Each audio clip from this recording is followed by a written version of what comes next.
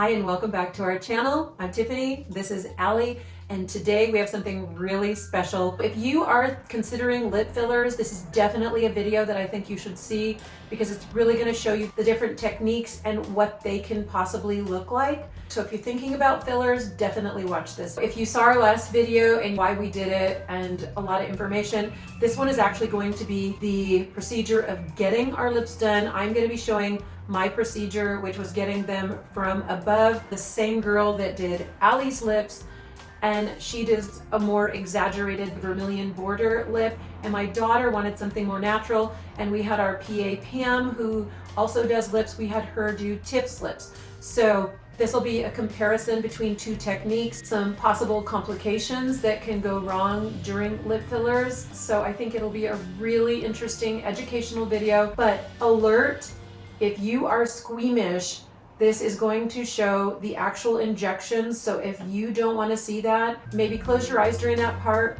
or just go to the other video that just explains everything. But this one is actually going to be showing the procedure. Oh. This is Jessica. We're doing a comparison between injecting above the lip and doing from underneath. So why do you do above the lip? I guess I've always learned it that way. It's feathering. So like fanning. So you make one entry point and fan one way, create a thread.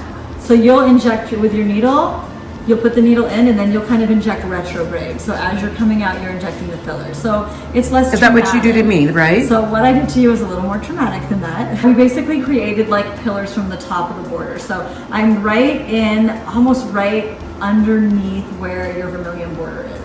Okay. And then I'm creating a thin thread, very shallow. So I feel like creating little thin threads right next to each other, it kind of helps pop the lip out and it defines the border. And I noticed that when you do that, it's almost like the filler hits the white roll, and instead of extending up into the white part of the lip, it kind of just threads like across the vermilion border.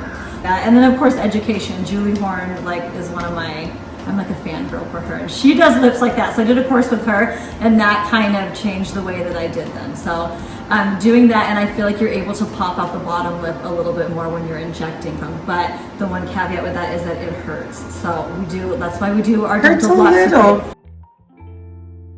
My daughter is joining the lip club. The lip club. Hello, darling. Hello. Hi, Pamela.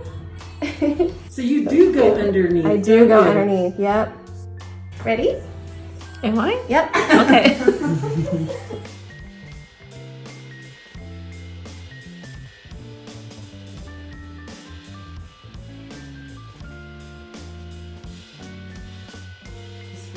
Oh, it's not bad. Well, I'm getting like nervous just looking at the Really? needle. Yeah, the needle doesn't bother It me. looks scary. It does. Ooh. Ooh, it tingles. Yeah. Ooh. You got your numbing kicking in already. Mmm. Now, why do you go under? So if it bruises, it will hide under there. Yeah. That's good because Nobody wants a big bruise on their lips. So it doesn't make a difference if you go top or bottom. It's just the bruising. Looks good. Does it? Yeah. Oh, it does. Can I do a little bit more on top? Yes. And then we'll come back. Giving her a half.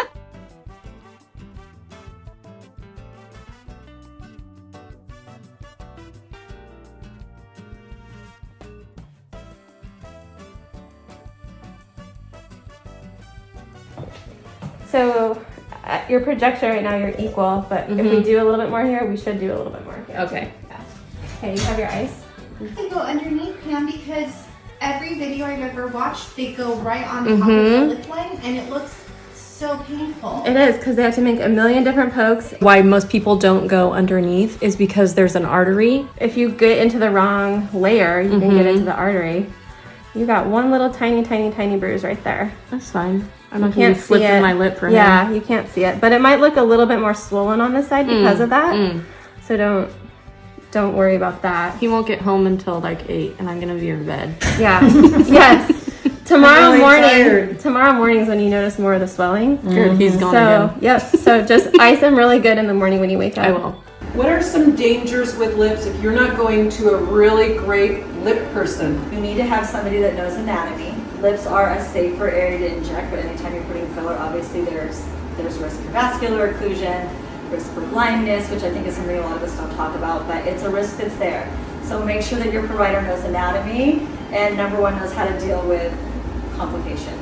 Other than that, like, and be aware, you're gonna swell at first. They might look asymmetrical. They might feel lumpy the first few weeks. And then as everything settles in, it's like you wake up one morning and you're like, oh, I love them.